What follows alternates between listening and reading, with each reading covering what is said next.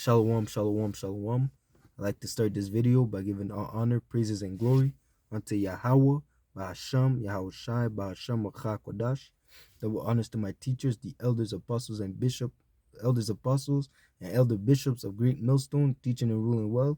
Salutation to the hopeful elect of the house of Israel, those who are keeping the law, statutes, and commandments until the return of Yahweh Shai. Salutation, peace, and blessing. All right. So let's get into it. Lord willing, this will be edifying.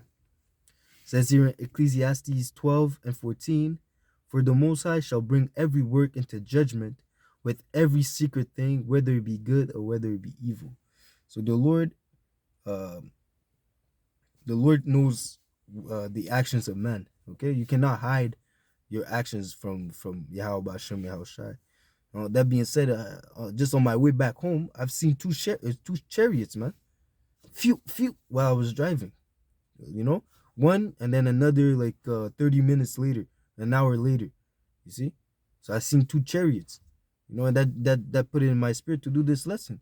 You know, because the eyes of the Lord are in every place, as it says here in Proverbs 13, Proverbs 15 and 3. The eyes of the Lord are in every place, beholding the evil and the good. And those are the angels who are reporting the actions of men, you know, whether it be good or evil. That is how the Lord can judge all these secret things, whether it be good or whether it's evil, because the Lord knows what you're doing, because the angels are everywhere reporting on your actions.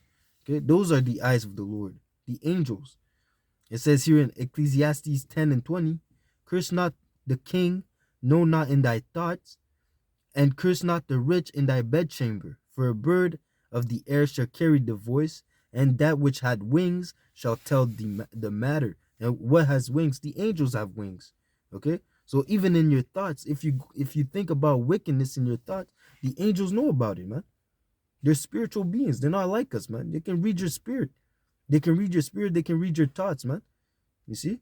So whatever you say, whatever goes in your head, if it's wicked, they mark it down. All right, let's send it to the Lord. If you know, the same way for those that cry and sigh, for the abominations that are done in the midst thereof. You see, we don't have to say much, man. We can just think about it like, damn, to hell with this place, man. I pray for Yahweh Bashem Yahushai to come and destroy this place. Just the thought of it, man.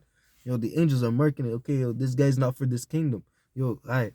You know, it says here in Sirach 23 and 18, a man that breaketh wedlock saith thus in his heart. So in his mind. So already we said that the angels are able to perceive the thoughts of men. Okay. So it says here in his mind, in his heart, in his mind, who seeth me? I am compassed about with darkness. The walls covered me, and nobody seeth me. What need I to fear? The Most High will not remember my sins. And that is a false report. The Lord sees everything that you do, and he has the receipts. Like I said, the angels are bringing everything unto the Lord, and he keeps record, man. He keeps tabs of every wickedness, every righteous acts that you do, and at the end he weighs it in the balance, you know. Yeah, and again, it tells you the Lord will not acquit the wicked. Okay, so it's a fearful thing to fall into the hands of the Lord, man, because again, he can judge you for the sins that you committed in your past life. You might think that, I'm righteous, everything, I've been fasting, I've been, I haven't been committed any sins unto death, I'm doing my best. But it says what? Our righteousness is as filthy rags, filthy menstrual rags. So it's you can't boast in keeping the law, statutes, and commandments. Your faith is gonna save you, man. Your faith, but your faith and works. Yeah.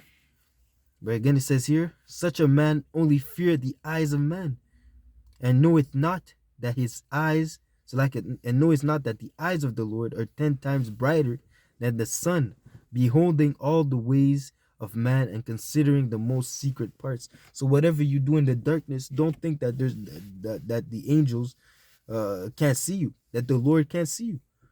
It's nothing to them, huh? It's nothing to them. You see?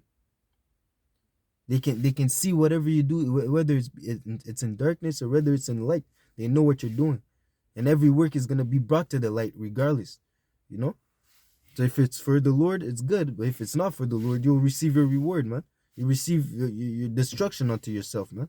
It says here in Isaiah 26, Isaiah 25, Salakia, Isaiah 29 and 15, woe unto them that seek deep to hide their counsels from the Lord, and to work, Salakia, and their works are in the dark, and they say, who seeth us, and who knoweth us, as that man that breaketh wedlock.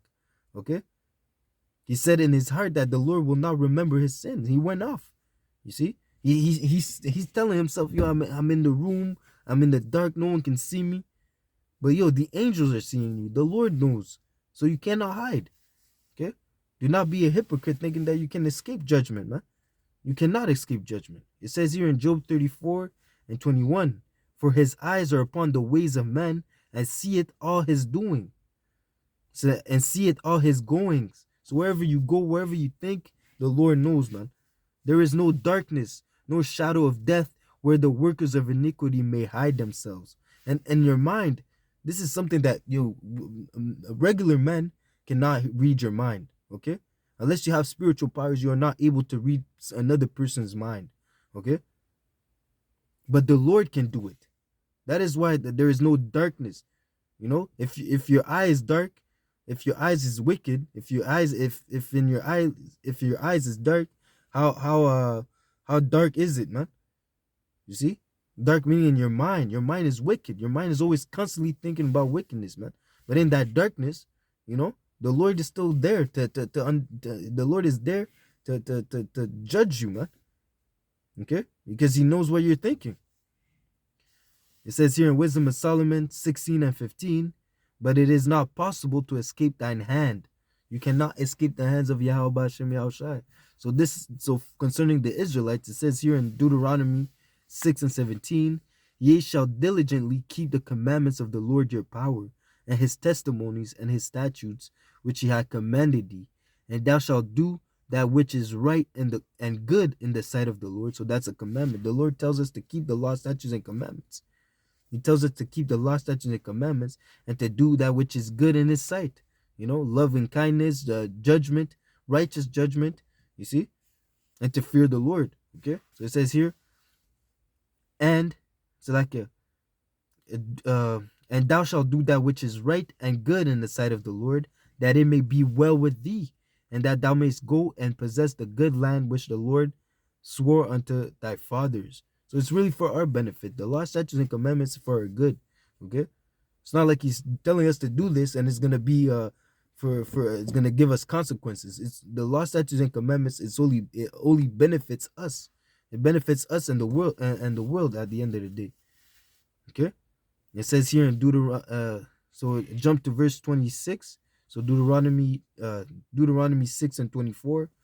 And the Lord commanded us to do all these statutes, to fear the Lord our power, for our good always, that he might preserve us alive, as it is at this day, and it shall be our righteousness if we observe all these things, all these commandments before the Lord our power, as he commanded us.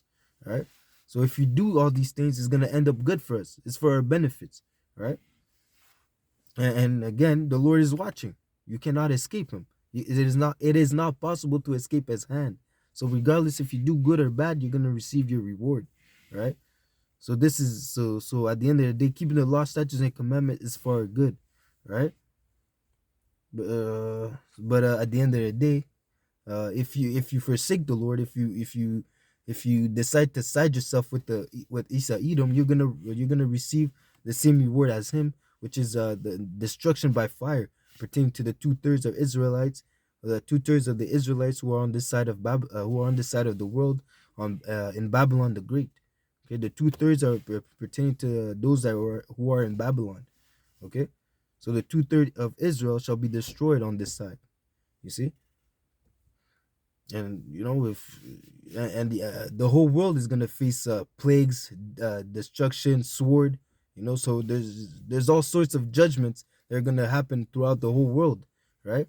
So don't think because you're not in America, or you're not in Babylon the Great, that you're not gonna suffer judgment for partaking in this wicked kingdom, right? Like I said, it is not possible to escape the hands of the Lord, right?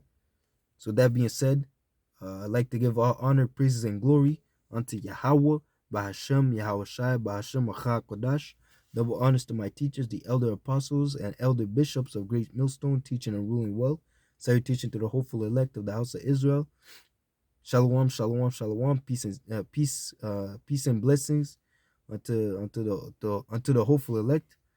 Shalom. Until next lesson, Lord willing, this was edifying. Shalom.